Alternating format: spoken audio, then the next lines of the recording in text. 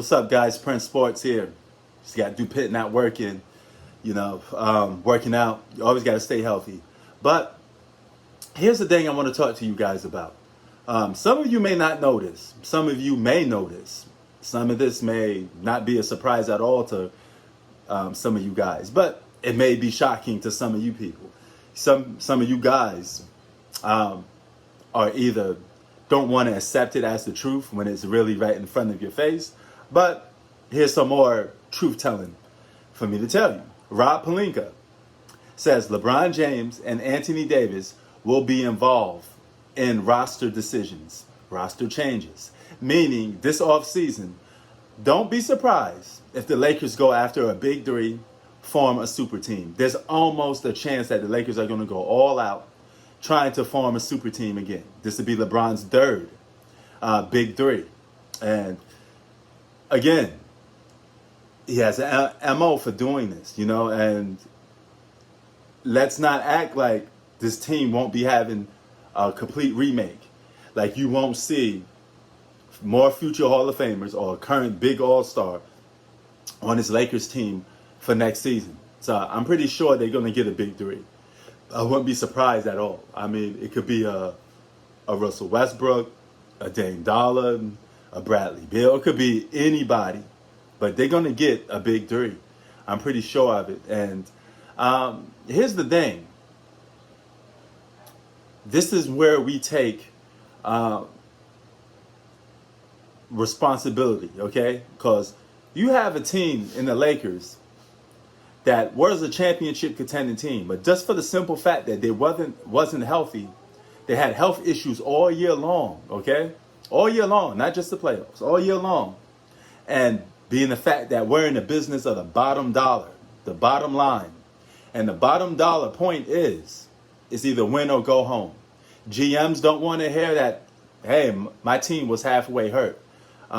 Fans don't want to hurt. My team was halfway hurt, unless you're fanboys. But people always want the bottom dollar. They always want the bottom line. And the bottom line of the sport is to win or go home. And they're in the business of winning, right? So, but even with that, it has to be put in context, okay? If you have enough to win the championship with the roster you got, why do you need to make changes to a point that it's going to reverse and change your whole roster? So the Lakers could be practically looking completely new. And the only old faces you're going to really recognize on there is probably Anthony Davis, LeBron James, and probably like a Kyle Kuzma.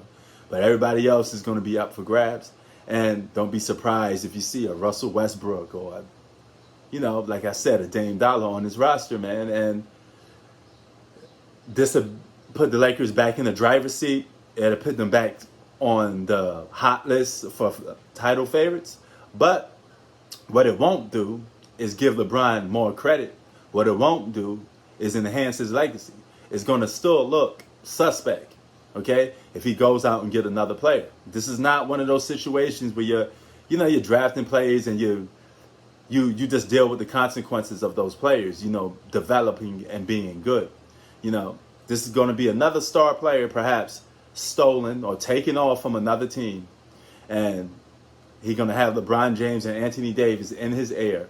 And he's going to go to that GM and talk them to trading him. Same way Paul George did. He literally went to the GM of the OKC and said, trade me.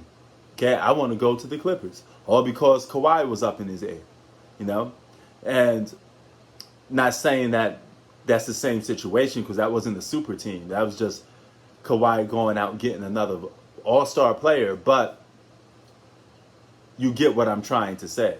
It's just going to give another star to put the clamps on the franchise and say, you either could trade me or I'm leaving regardless. That's the business and the belly of the beast that we're in when it comes to today's basketball. GMs really have no power. And Rob Pelinka, it'd be good to see that he grow a pair and say no to LeBron. But he's not going to say no. He's going to put everybody on that team that LeBron James and Anthony Davis want. Mainly and particularly what LeBron James wants. He says these guys are good basketball minds. Okay, Rob, let's dissect that a little bit. Good basketball minds? It don't take that much smartness or intelligence to realize if a player is already established. Me saying Russell Westbrook on my team doesn't make me a great GM. He's already established all-star. If I go out and say, we should pick Kawhi Leonard on our team. No shit, Sherlock. He's already developed, okay? It's not a good basketball mind. A good basketball mind is somebody like Jerry West. He has a good knack for picking good talent in the draft pick. That's a good basketball mind, okay? LeBron James is just a guy that sees another player that plays good, that the whole world sees plays good, and say, hey, come play on my team. It's like me going to the playground and I'm picking the best player on the playground. Okay? I already know that he got game, so it don't really take that much for me to say, oh, he knows a lot about basketball because he's picking the best player on the court outside.